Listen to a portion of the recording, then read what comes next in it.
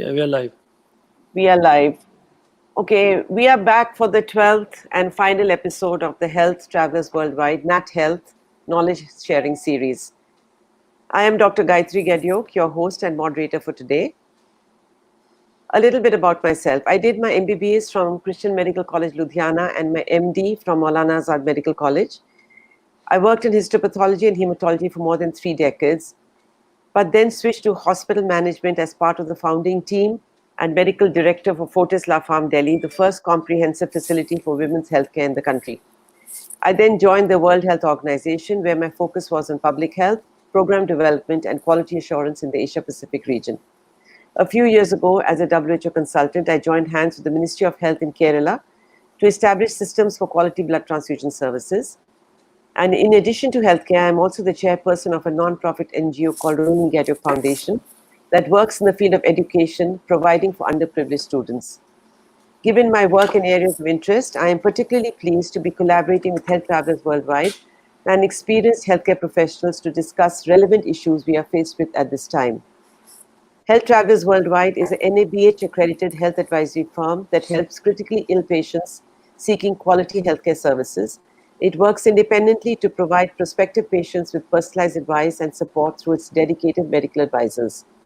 Over the years, it has built the highest level of trust and confidence amongst more than 7,000 patients, besides working with some of the top insurance companies, ministries of health, and international NGOs. I have the pleasure to introduce today's speaker, a close friend and much admired colleague, Dr. Navin Sakhuja. Don't let his youthful looks deceive you. Dr. Sakhuja has an excellent professional and clinical track record. After doing his MBBS from Maulana Azad Medical College and his MD in Ophthalmology from the prestigious All-In Institute of Medical Sciences, he started his own clinic and today is one of the busiest and most respected ophthalmologists in private practice in Delhi. Excuse me. His special interests lie in the retina, in diabetic retinopathy, medical ophthalmology, and uveal inflammations. In addition to being a busy eye doctor, Dr. Sakhuja excels in photography, which he started as a serious hobby 3 decades ago. He specializes in landscape and nature photography and has held several much acclaimed and independent exhibitions where his photographs and prints are much in demand. He has also contributed to chapters in books written on wildlife and others. Please ask any questions you may have on the subject and share them with us in the comment section. We will try and take as many as possible. Dr. Sakhuja, welcome to the show. Can I ask you to start today's session with telling us how we keep our eyes healthy during this pandemic? Does the coronavirus affect the eye? How is this pandemic and staying at home impacting our eyes, and the key challenges related to the coronavirus that you see in your practice? Okay, so firstly, thank you for all that glowing introduction that you've done. Now, see, for any action or anything that takes place in the world, there's always some repercussion. Now, one of the repercussions that took place from corona was something was completely unexpected. It's dry eye. I'll touch upon that at some point. I mean, who thought that coronavirus is going to lead to like an epidemic of dry eye? We've got more and more and more patients of dry eye who are coming into the clinic. And I would say maybe 70-80% of the clinic practice right now, though it's much reduced from what it used to be, is related to dry eye. Now, first, I think I should touch upon the point that, what does coronavirus actually have to do with the eye per se? Right. Now, most studies show, in fact, some of the studies are coming from China, there are a couple from Italy also, which are showing the coronavirus does affect the eye. It is a form, the manifestation in the eye is one of conjunctivitis. So patients will end up with a dry, itchy eye or redness or a little bit of swelling along the eye, just like any regular, reasonably mild conjunctivitis actually. It only affects some 0.8% of the population, so which means that the number of patients who actually get conjunctivitis from coronavirus are very, very low. Being that as it may, there is a risk of transmitting coronavirus through the conjunctival secretions, like all the secretions, and for example, the sputum or all the secretions that come out of the respiratory tract do transmit coronavirus. That's how it transmits from one person to another. So since the eye is so closely linked to the nasal passages, I mean, our tears drain into the nose, which is why when you cry, your nose gets stuffy and it feels full. The reason is that the tears are actually all flowing into the nose. So therefore, there is a risk of transmitting the virus from the eye through conjunctival secretions from a patient to the other. So we'll discuss a little more of this when we're talking about contact lenses, I think, Yeah. and so on. One of the questions is that we'll talk about how staying at home is impact the eyes when you talk about dry eyes and contact lenses. But right now, despite the lockdown having been lifted, people are still apprehensive. They're scared of going to see a doctor, especially, I would imagine, someone like you, because you have to come very close to do when you do a fundus examination. Yeah. So how can you allay their apprehensions? What should people do? Should they see their doctor, see their doctor? What should they do now? See, I think this requires a little more sort of for me to tell you in a little bit more detail. One, I fully understand their apprehension. People are completely almost terrorized about the disease, and nobody wants to visit a doctor if they can help it. Right. So what is the first? Let's come to the point that really speaking, go to your ophthalmologist when you really need to. Don't go there for routine things. It's not required right now. Just routine annual exams, you might be able to sort of let go of for the time being. However, there are certain situations in which you will need to go. Injuries, you will need to go. Sudden onset red eyes, any cause of reduction in vision, you would need to go. If you're, for example, a regular glaucoma patient and on medication, and there's a certain protocol for measuring their pressure on a regular basis. So those patients do need to come in regularly and get their pressures checked. Now, everybody who comes to the clinic is not likely to just suddenly get infected with corona. So the protocols, there are two protocols that need to be followed both on the doctor's side as well as on the patient side. Mm-hmm. So one, avoid going to the doctor if you really need to. When you do go to the doctor, be properly masked. Now, amongst masks, cloth mask is not as great as the 3-ply. 3-ply is not as good as an N95 mask. And though I don't know if there's any specific set of advice that needs to be done, but I would say that if you're coming to the doctor, then wear the best possible protection that you can. Right. Also, when you're talking to the doctor, don't let the mask hang down, which is a standard, method of every 2 minutes they want to pull the mask down because they're getting sort of claustrophobic with the masks. So in that environment where so many people have come and gone, it's better you keep the mask on, right? Then other things you could do is that, obviously the clinic is running the thing based on an appointment basis where we don't want people crowding around each other. So what we do is that we call the patients one by one. If we find that they are sort of clustering, we tell them that you wait in your car. Okay. It's easiest, most of the patients are coming by car. Those who are not, we will accommodate them. But if someone is coming by car, then accommodate them and they can wait in the car till such time that we call them. We usually check their temperature when they come in.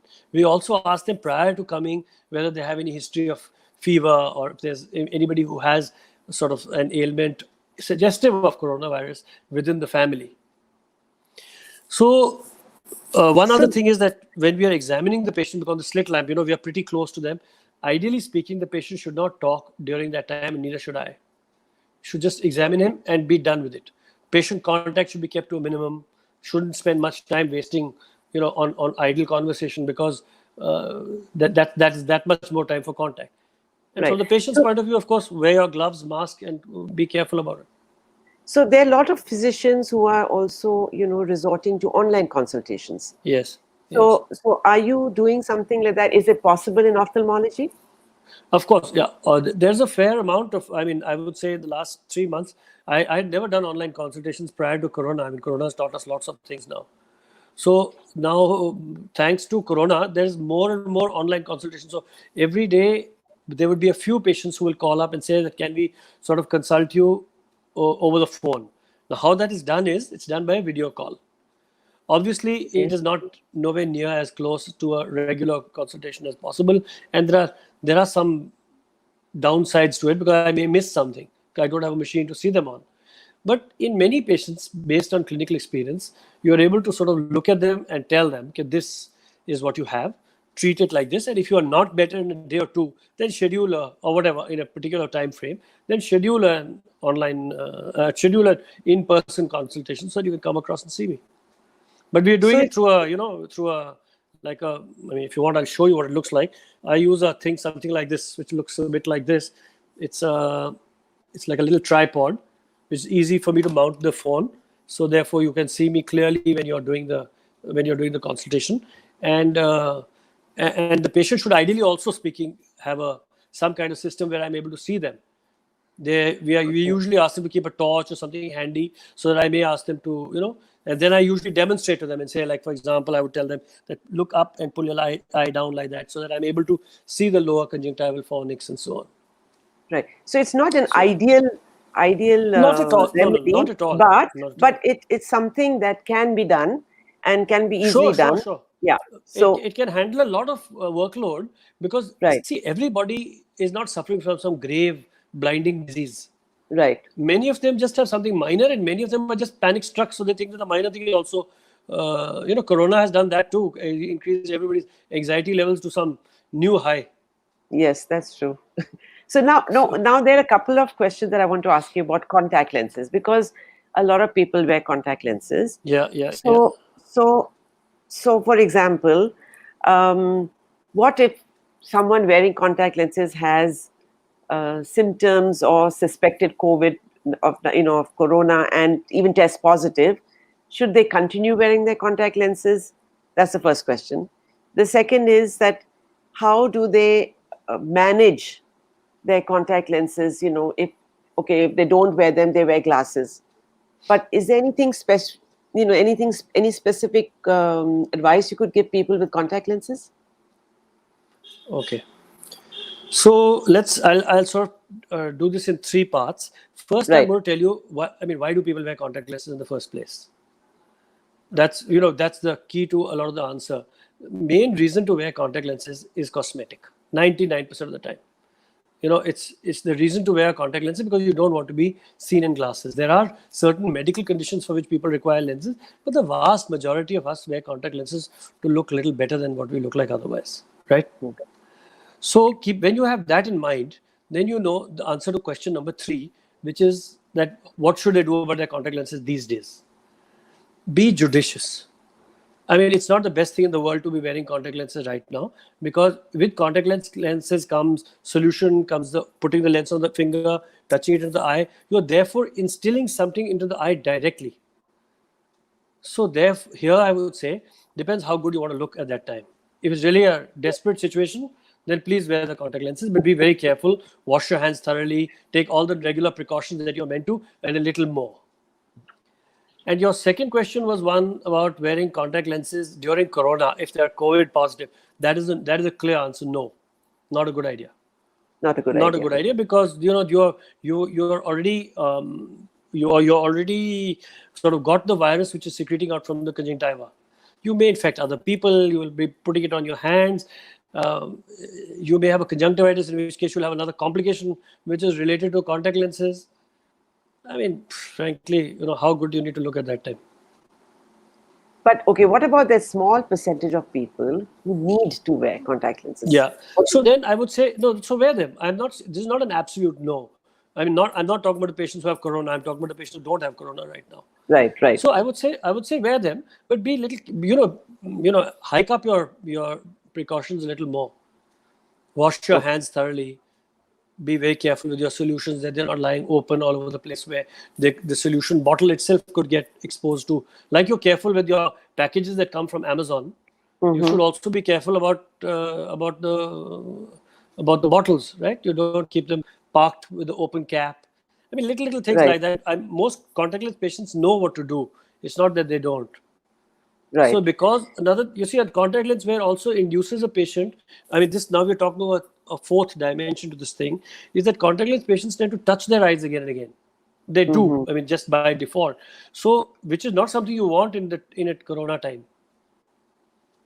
Right. So Yeah. So now, what are the emergencies for which a medical consultation or going to an eye doctor is an absolute must and people should not ignore?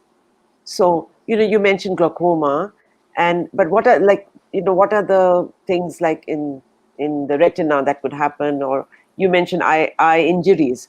So, if you could Right. just list out a few of the emergencies that they should not ignore, Yeah. and they come and see the doctor. So, see, sir, the patients who have serious diseases like glaucoma already know they have a serious disease. I mean, a sensible patient I'm talking about, they usually end up coming. They will come once in 2, 3 months. They will end up. For There are a some who are routine just check. sort of, For, there are for some a who are just, routine check. yeah, they will come because they come for their pressures routinely. I mean, there's some who are just wavered and they just don't come anyway, and they are so irregular with their follow-up. So little can be said about them. But the thing is, the most glaucoma patients know that we have got a serious ailment and want to get their pressures checked or their tests done in time. It is that there's another group where nothing is wrong with the patient, but something happens now. So Right. how do they know that something's happened now? Now, for example, the main thing you should keep in mind is loss of sight or reduction or alteration of sight. Every damage to sight is not equal to blindness. Sometimes you might just start suddenly seeing floaters in your visual field. You see little black spots floating about, or you see flashes of light. So this is an alteration in your vision. Mm-hmm. It is not something you can brush away and say forget about it. So if you are seeing some kind of altered vision or some kind of something which is telling you that this is not okay, this is not how I normally see, then you go and see the doctor and let him take a call on whether your problem was serious enough or not. Because sometimes a simple thing like floaters can be very serious. Okay. So, not to Then ignore these. no, floaters, Okay. flashes of light, reduction of vision, trauma, and these days surprisingly there is fair amount of trauma. Everybody's doing so much gardening. I've had several patients who go and poke their face into some thorn or cactus or plant or something. Oh, okay. Then people are gymming a lot. Right. So I had a patient the other day, just about a week back, who was using I think it's called a resistance band, the one they pull up to strengthen the upper arm, Mm-hmm. and the resistance band flew up and hit the eye. It's a very strong. Think of it like a big fat rubber band, this thick. Right. Or there was a Right. little child playing with a catapult, and the catapult hit his eye, and I mean so on. So trauma, of course. Then because everybody is home all the time, the children are home all the time, they end up putting things in the eye. They will spray their mother's perfume into their eye from the dressing table, and yeah, it's very common. They Okay. want to spray. They want to spray, and instead of spraying like that, they spray it right into the eye, which is another problem. So obviously, those sort of situations where something goes in the eye, or there's some sort of injury, then they need to come along. So we already have a couple of questions which are coming in, and they are related to screen time. So, Yeah, what is ideal screen time? Because everyone's sitting at home, everyone's attending these yeah, webinars, and what have you every yeah, day, these Zoom calls. So, yeah. what is an optimal screen time for adults and for children? What is the Okay, downside? Yeah. So just talk about okay, this. Yeah. okay. So you can. There's quite a favorite subject of mine, so you may have to stop me. So that's okay. So yeah, because I'm asked this all the time in the clinic, so my answers are, I know what to say. So the thing is that um, look, we are in completely unprecedented times. The whole world is on its head now. So the average screen time has gone up by 90%, which means you're almost seeing double the amount of screen that you were doing earlier.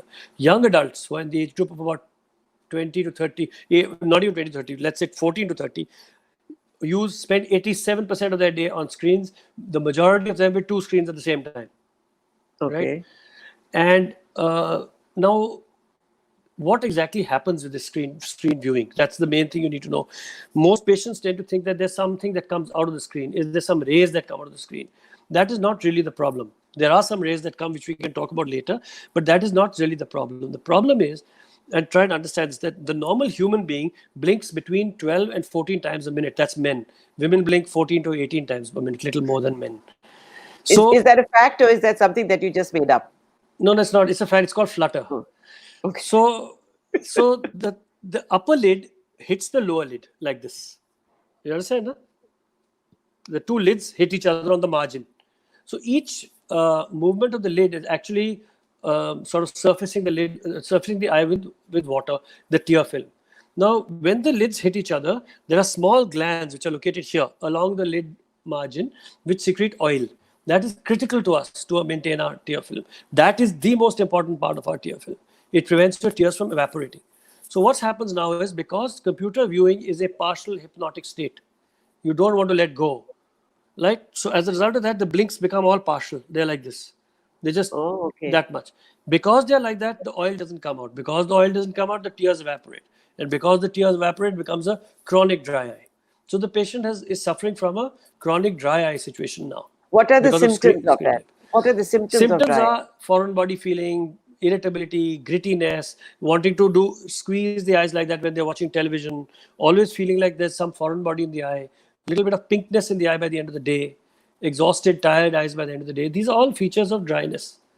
And screen viewing, of course, even contact lenses aggravate it, but screen viewing is one of the screen viewing, air conditioning. These are all factors that trigger off dry eye. Okay. So how now, to answer your question of how much screen time should you see is a difficult question. You know, if you're, for example, a computer engineer, you're going to be spending time by default. That's your job now, and so on and so forth. So, to give you an analogy, maybe think of it like your diet. So you know that carrots are better than chocolates, but sometimes you decide that let's have the chocolate. It doesn't kill you. So the same thing, you have to be judicious about the screen time. You have to decide how much screen time to take on. So certain times when you're just idly messing around and just generally browsing the net or just looking from at one thing to another, maybe you can cut that down. What is part of your work, you can't. You can't cut it down. That's part of your job. People have to do their Zoom meetings. Children have to do their classes close to 5-6 hours a day. But where it's not completely essential, I would say reduce that a bit. And learn to blink. So there's a rule called the 20-20-20 rule. Every 20 minutes, this applies to everybody, Gayatri, you and me also. Every 20 minutes, look at an object 20 feet away for 20 seconds. Okay, I was just going to ask you. Yeah, I was just going to ask you, are there some exercises or is there something that we can do to prevent this? Okay. Yeah, so I'm telling you simple home remedies. One is this 20-20-20 rule, which helps you to blink. It allows that oil to come out. Otherwise, that oil will just congeal there and become will not be able to come out and dry the eyes out further. So can you repeat this again? Sorry, can you repeat this again? Yeah. It's called the 20-20-20 rule. Every 20 minutes, look at something 20 feet away for 20 seconds. So say you're sitting in an office and you've got a tree in front of you. So look at the tree for about 15-20 seconds and then just get back to your screen. It just allows the eye to just get back to its normal blinking cycles. Okay. Second thing is hot compresses. Hot compresses, you will find, you can try that at home today and see. You just do a serious 8 to 10 minute compress on the eye with nice, reasonably hot water. And don't burn yourselves, but like with a hot towel or something like that on the eye, you will find that at the end of it, you will find that you are significantly better. So is this plain water or saline water or no, just anything plain added water. to the water? Okay. It does not matter if you use a cup of tea. It makes no difference. It's the heat that's important. The heat, okay. It melts the secretions and allows them to come out. And of course, supplement with some kind of, over-the-counter lubricant drops. Those are required because, you're evaporating so fast that the eye can't keep pace.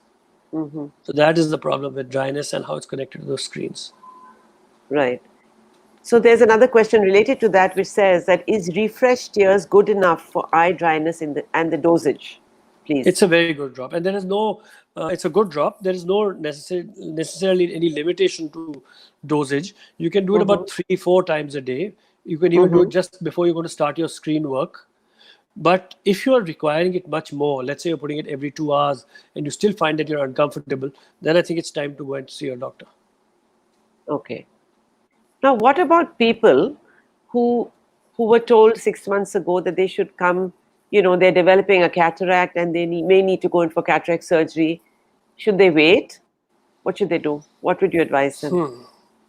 So that, cataract surgery is an elective surgery. Elective surgery means one which we have chosen to do. So we have decided that this is a good time to do it. There's no emergency in doing a cataract surgery. Now, having said that, there is also a downside that cataracts, you don't want cataracts to harden because they become very hard. They are more difficult to operate. So it's a bit of a catch-22 situation, and it's difficult for the doctor also and for the patient because without doubt, now is not the time to be doing elective surgeries. We should not be doing elective surgery. The patient's had a cataract for 5 years and he's decided today he should do it. not a great idea to do it now. What sense does that make? But he should go in for his checkups to just see. Sometimes the doctor will look at it and say, okay, bhai, this now needs to be done. We all have to take our chances and do it. Then do it. You have to take a lot of precautions to do it, and everybody, that's a whole separate discussion. But so therefore, a routine cataract that has been hanging around for a while and the patient has had it for some time can easily wait a little bit. I think don't have to do it in the sort of midst of the pandemic spike. So even recommendations from the, one second. Even recommendations from the American Academy, the other world bodies on ophthalmology are saying that look, cool off a little bit on elective surgeries. Okay. So if it's not a burning emergency, we can just stay. Yeah. So what are the general precautions, like splashing water in the eyes, and are these advisable or not okay? No, they're not. Splashing not to do. water is not a good idea at all. Actually, it's a very commonly done thing. Everybody's grandmother has told them that splash water in your eyes all the time. But this is for one quite limited to our country, because we love to splash water in the eye. Everybody splashes water in the eye. Now, splashing water in the eye has two downsides. One, you are just sending something right into the eye. What is the problem? Why must you send something into the eye that's something you don't even dare to drink, but you don't mind shoving it in the eye? One. Okay, well, if you use RO water or distilled water, so I have an answer for that also. So if you're going to, I explained to you about the dry eye and what actually happens, the mucus, and there's a water layer and there's an oil layer. You're just flushing everything out. Then the poor eye goes into overdrive and starts producing the tears again. I mean, it is not a natural phenomenon. No animal washes their eyes. Nobody washes their eyes except all our grandmother's followers. So people. Not a good idea. Yeah. Not a good idea. Oh, okay. Not a great idea. Definitely not right now. Yeah, I mean, you know what? See, this is the forum that a lot of people have questions, and of course, please ask. we also bust a lot of myths.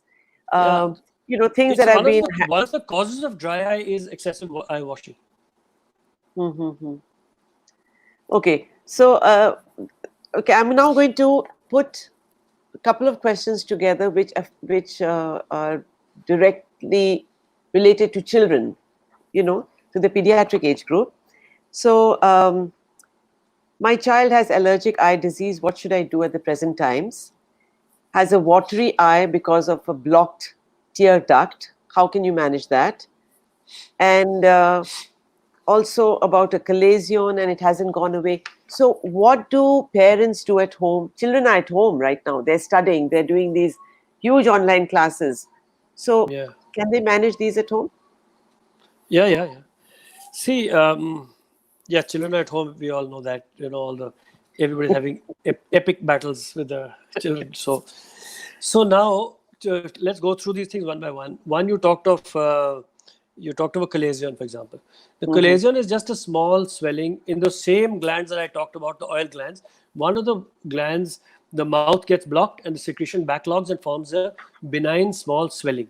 Other than being a cosmetic hindrance, it usually causes no trouble. So it can be operated even when this whole thing is over.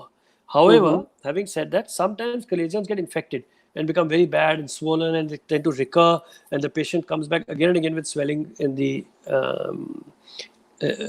lid. Now, operating a chalazion is a relatively simple job. It's not a very major surgery, but children's chalazions need to be operated under general anesthesia. So keep that in mind. It is not a local anesthesia surgery like we would do for an adult. Children are not going to allow a surgery on their eye under local anesthesia. So that means you are now going to expose the child to another additional risk of GA. So chalazion is to be put on hold unless it's something which has really caused a major abscess formation, which then needs to be dealt with. Then you had a question on recurrent allergies, I think. Yeah. So in the months of April and September, October, and are commonly pollen induced. Though they can be induced by dog hair, dust mites, carpet mites. I mean, 1,000 things can cause those allergies, even something in your diet and so on. And they lead to watering, itchy eyes. The ones that are related to pollen and so on affect little boys more than little girls. New little fact, and Why is they that? usually nobody really knows, and they disappear by puberty. So Oh, usually okay. 13, 14-year-olds, 15-year-olds, then after 15, 16, they won't come for the problem. Before that, the mothers are there every month saying, okay, do something. He's always rubbing his eyes. So What that is happens a to girls after puberty? Does it carry on with them or no? no, nobody. The girls just generally get it little less. Okay. It's called spring catarrh. Yeah. Now, for this, for patients who get this kind of allergic conjunctivitis again and again, they will have to go and see a doctor because, some once in a while you may require stronger medication, steroids, and so on, which is not at all a good idea to be putting yourself at home. Oh, There's okay. also another question that you asked about the eyes watering due to a blocked duct. Yeah. So that is a congenital block. It's from birth. Hmm. Okay, and in the 90% of children, it will open up at 6 months, and 95% of kids by 1 year. If it's persisting beyond a year, you have to go and see a doctor because this is going to require an opening with something called a needling. Again, something that can wait. There's no Right. emergency in doing a needling. Now, in India, we have a very high incidence of diabetes, and you must be seeing a Yeah, lot of patients with problems that, related to diabetes. Can you yeah, tell us a yeah, little yeah. bit more about that, please? Yeah, that's a really good question. Actually, I mean, this is serious business. This diabetes. See, diabetes causes a condition called diabetic retinopathy. Basically, diabetes affects the small and medium-sized blood vessels of the body. Those are located in the brain, in the eye, in the peripheral nerves, and the kidney. So 4 areas really. So the eye is like a window. When you look at it, you can see, if you see something really bad going on in the eye, you know that what this guy's kidney is going to be like also. Oh, okay. Okay.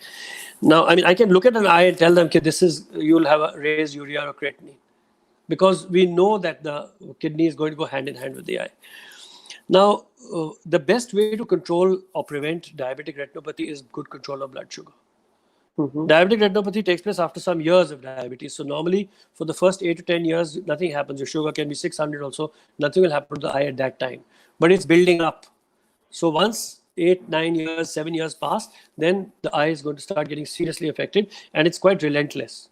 Because the problem with diabetic retinopathy is that the damage that it induces is irreversible. It's also bilateral. It affects both eyes. So the loss is silent, symptomless, bilateral, irreversible. Terrible combination. Because you Oh my want a God. painful disease actually. Painful disease will take you to the doctor. This is just painlessly carrying on. And often diabetologists and physicians will forget that to go and get your eyes checked. Because they're so focused on treating the sugar that they might not sort of remember about the So, smaller so Naveen, specialities. tell me now. Okay, I understand keeping your blood sugar levels under control. What other things can we do to prevent this from progressing to this state that you're telling us? Good control of blood pressure is very important. Right. Prevention of smoking. Smoking actually goes hand in hand with damage to the retina in diabetic retinopathy. Uh, and then, of course, keeping the kidney well maintained. The patient has to do that, keep a watch on that. And what else is there? And then that's it. Regular good control of blood sugar. That's what you need. You So have how to does go regularly. smoking? Once in 6 months is the protocol for diabetics to come in and get their retina checked. Okay. So, but even diabetics who are well controlled, who are well managed. See, there is for diabetics, there are many people who will have diabetes for 20, 30 years, Mm-hmm. and and they will not get any diabetic retinopathy. In fact, the Wills Eye Institute in Philadelphia gives a medal called the Jocelyn Quarter Century Silver Medal or something like that. It's called, to give to diabetics who don't have any diabetic retinopathy for documented diabetes of greater than 25 years. So there are some Is, people who don't. is this genetically To some determined? extent, yes. Yeah, to some extent. Okay. Some patients whose parents have had very severe diabetic retinopathy will end up getting more severe. And it's like many other things, like glaucoma also has a genetic predisposition. So does Mm-hmm. macular degeneration, or even the number that your children wear for glasses. Often it's connected to, their parents or some genetic thing for the number to appear. Right. Right. Okay. So there's another question that says that people have started to use glasses that cut the glare or the UV light from the screen. Is Yeah, that advisable for long screen times? good. So that this there is no UV light like that comes in, and uh, what actually comes out from the screen is just a normal visible light. But one of the components of light that come out is called blue light. Mm-hmm. Blue light is believed to be toxic to the retina. In fact, newer studies are showing that the long-term exposure to blue light leads to macular degeneration. That means as you become in your 70s and 80s, will damage the retina. So blue light exposure, in fact, for example, all the cataract surgery that I do, we use a blue light protective lens for the last 15 years now. That means the lens already has a blue light cutout in it. It cuts out the blue light for the patient, for the light going in. So now it is also being offered as an option for glasses, and there is no harm done for children, because we don't know, we this is something new, that 5-6 hours of computer screen time every day, and we don't know for how long also. So the blue light protective glasses are just plain glasses which they don't look different from the normal glasses, but they have a chromophore pigment in them which cuts out the blue light. Like if you look at Okay. your own phone, it's got that night mode. Uh-huh. The night mode is basically what's cutting blue light out. That's why the screen turns a little yellow. Okay. So you So advise that's, that people keep that yes, night no, mode on yeah, you should. No harm done. all the time. Also, All the night mode also has a role with melatonin secretion and so on, and prevents your sleep cycle from getting altered. So that's another good thing. But for the children, to answer that question, yes, the blue light glasses would be beneficial. But why only for children? Why not No, adults? adults, children, anybody. I mean, I thought the question was from a mother, because I'm asked this all the time. So so I Okay. thought it's from No, mother. no, this is from an adult. But Yeah, so there's no harm done taking blue light. Even their normal glasses can have a blue light. You can have lenses fitted which have blue light protectors in them, or you can, if you don't wear glasses, then plain glasses. so these could be glasses without the power. Yeah, they could be even plain glasses. That's right. So when you go to your optometrist, you You have just to say, "Okay, I want request. the blue protectors done," and they'll put the blue protectors on. Okay, so you have to request for it. They don't do it. Virtually every optician will offer this. Okay, all right. Okay. So someone has asked, what are the early signs of cataract and glaucoma? Glaucoma, really speaking, is the classical teaching is that if a patient starts seeing colored halos means rainbows around lights, or around a naked bulb, or around a candle flame. If you see, or when you see oncoming car headlights, if you see colored halos like a rainbow, you should go and see a doctor. That will mean that the pressure has become really high. Okay, Okay. but the vast majority of glaucoma patients don't have such high pressure. They just have slightly moderately raised pressures, and it's symptomless. That's the whole problem with glaucoma, is that it's a silent killer. It just gradually eats away the vision, and then nothing comes back. Mm-hmm. Cataract, on the other hand, will gradually lead to blurring of the vision. The quality of the vision will blur. The patient will start feeling a lack of contrast. Will just not be comfortable with their, will not be able to recognize people at a distance. There's a frequent change of number that will take place again and again. And then when you Mm-hmm. go to the doctor, you're told that there is a cataract. Okay. So, can you please, what are the other areas that I may have missed out, you could like touch upon to tell our viewers about maintaining optimum eye health? You've been very thorough. I think we've sort of covered most of ophthalmology. But I think some of the other things you could do is like, suppose someone has a mild, I mean, this is just general hygiene, conjunctivitis generally. Mm-hmm. All conjunctivitis is not corona, as I told you right at the beginning. But if you have conjunctivitis, be very careful on your interpersonal hygiene and intra family. So that means you don't use common hankies, common towels, common bed sheets. If it's a really fulminant form, then let the patient sleep in a separate room. Oh, okay. That would be regarding conjunctivitis. The second thing is, which I think is really important to tell everybody, is chemical burns, because, like I talked about the spray in the eye um, with that perfume. Now that, while it's a big problem to sort of sort out, and it takes at least 3-4 days for it to settle down, is one of the minor forms of injury to the eye. Sometimes they'll put homeopathic drops in the eye. Sometimes they'll put eardrops in the eye. So all sorts of things people put accidentally in the eye. Talking I've about had a patient. homeopathy, sorry to interrupt. Someone has asked about the cineraria eye drops. Yeah, cineraria is tough question to answer. Cineraria is a drop that basically the homeopathic world believes that it prevents cataract, but in the allopathic world we have no documented proof to show that it does. Okay. Now, sometimes they put homeopathic drops in the eye. I mean, I've had a patient who's put Superglue in the eye, in both eyes, Why? accidentally, because he had come in from a hot, dusty day. He was a foreigner, and he was here for a holiday, and he had brought all sorts of eye drops with him to prevent himself from getting infected in this country. And his wife had just finished repairing her glasses that night and put them on the bedside table.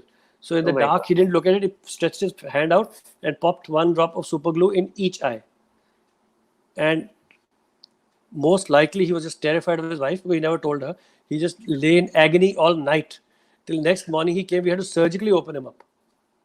We Bad glued, decision not to go to a doctor right away. bad decision not to tell the wife. Okay, we'll talk that some other time. Offline, we'll talk about that. Yeah.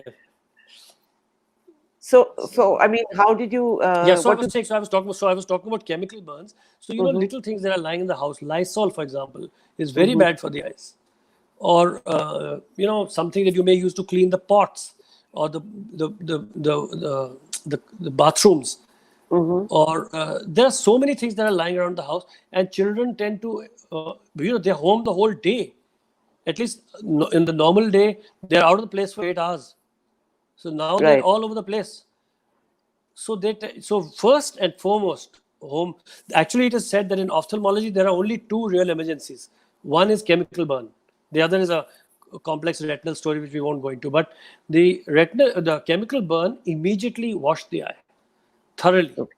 You can take the child usually it's a child, take them to a loo, open the eye and pour water on it with a jug or use a hand shower, put it on a low thing and clean the eye out. But cleaning the eye out and as quick as you can is the one thing that may save that child from sort of losing sight.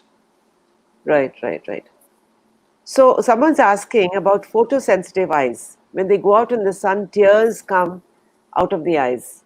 So what See, does it again, mean? this is, What is the yeah, cure? What is the treatment? commonly, see, if it's a regular thing that's happening to them all the time, then they're just generally a little photosensitive, and lubricant drops help actually. Okay. Because one of the causes of photosensitivity is also chronic dry eye.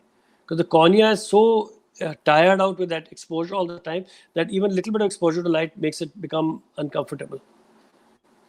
Sometimes some patients may have watering related to the photosensitivity related even to other major ailments like uveitis or inflammations in the eye. And so if it's a sudden onset thing where you wake up in the morning and say, oh God, this light that's coming from the window is really hurting me, and especially hurting me in one eye, that means something serious going on now.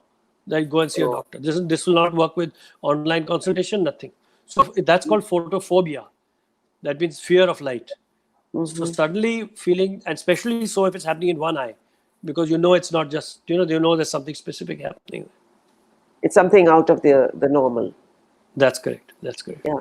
So another thing, talking about photosensitive going out in the sun.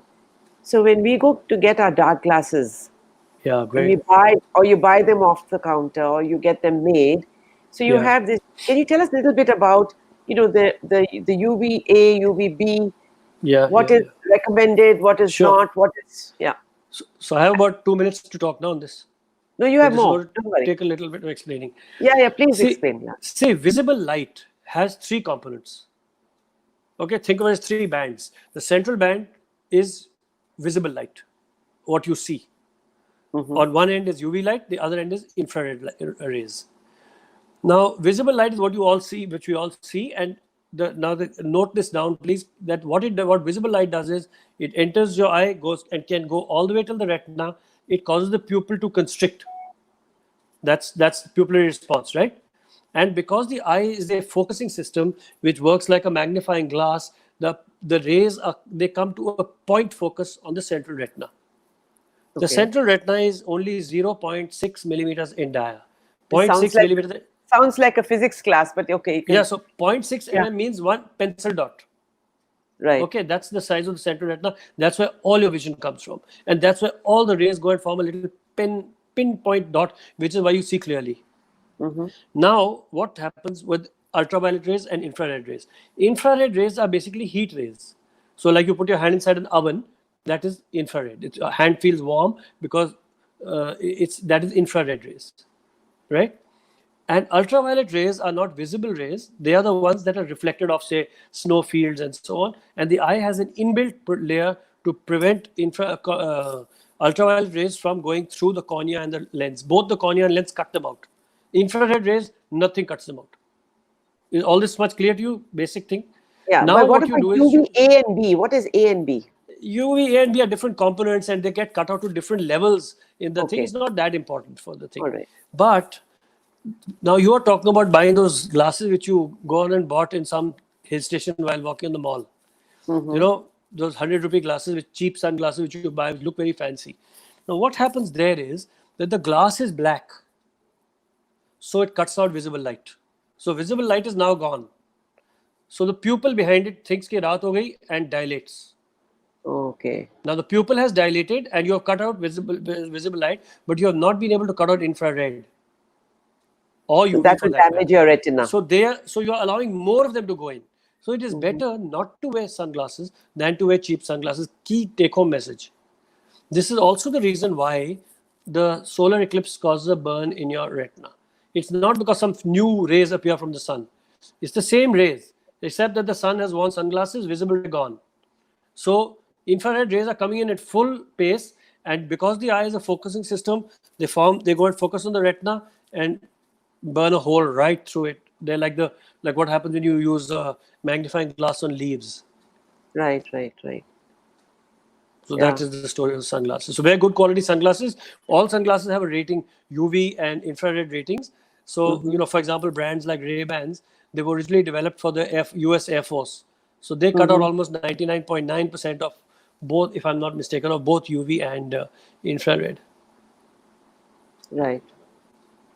So now we are coming to the end of our program. There were a few questions, but I think we've covered all of them in our discussion. So the people who have asked this, the repeat questions, they can see this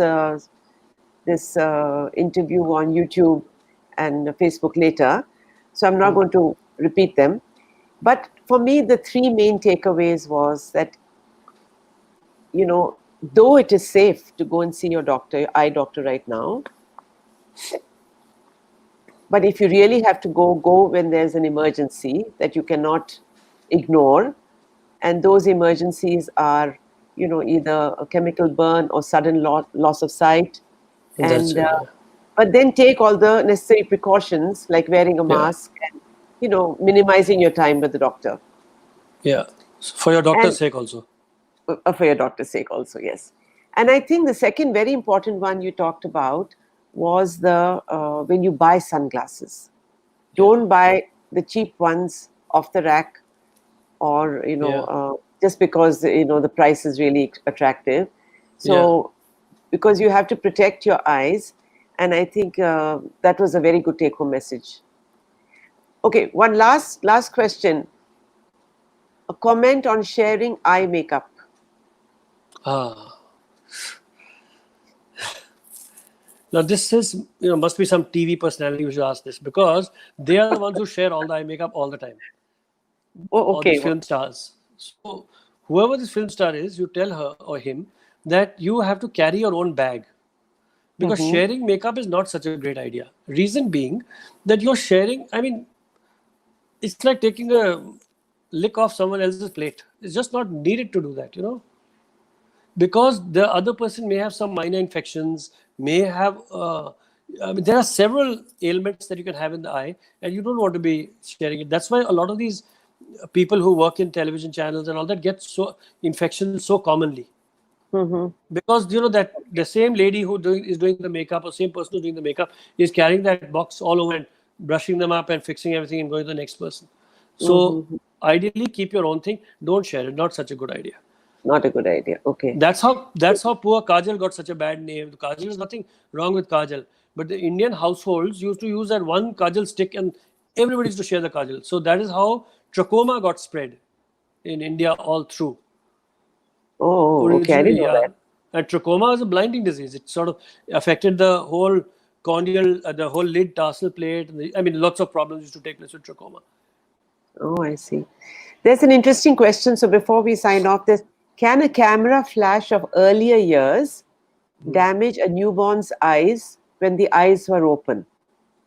No.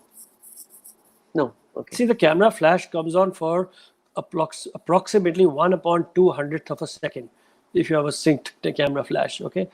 1/200th of a second, and in that much time also the pupil will constrict. So there's nothing very much that, I mean, you're not flashing. How often you're flashing? It's once in a while. It usually doesn't cause any major thing like that. Oh, okay. Okay. People worry a lot about this.